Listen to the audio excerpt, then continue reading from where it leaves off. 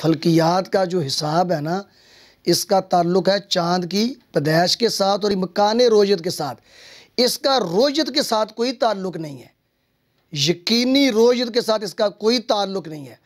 और शरई अहकाम का ताल्लुक रोज़त के साथ है, शरई अहकाम का ताल्लुक रोज़त के साथ है।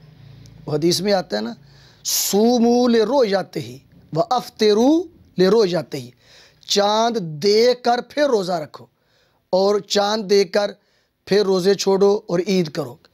फ़ाइन गुम्मा अलैकुम, अगर मौसम ख़राब हो, बादल का मौसम हो, चाँद नज़र नहीं आता, तो फरमाया 30 दिन शबान के पूरे करो तो फिर रोज़े रखो। इस तरह रमज़ान के 30 दिन पूरे करो फिर ईद करो। तो शरई अहकाम का तल्लुक रोज़त के साथ है।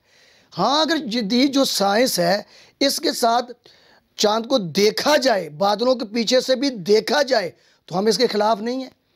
लेकिन ये पहले ये हिसाब लगा लेना वो चाँद की पैदाइश से और इम्कान रोज़त से कि ईद इस तरीक़ को होगी, इसका शरीयत के साथ कोई तल्लुक नहीं। शरई अहकाम का तल्लुक देखने के साथ है, चाँद को रोज़त के साथ है। और फल्कियात के हिसाब का तल्लुक वो चाँद की पैदाइश और इम्कान रोज़त के साथ है।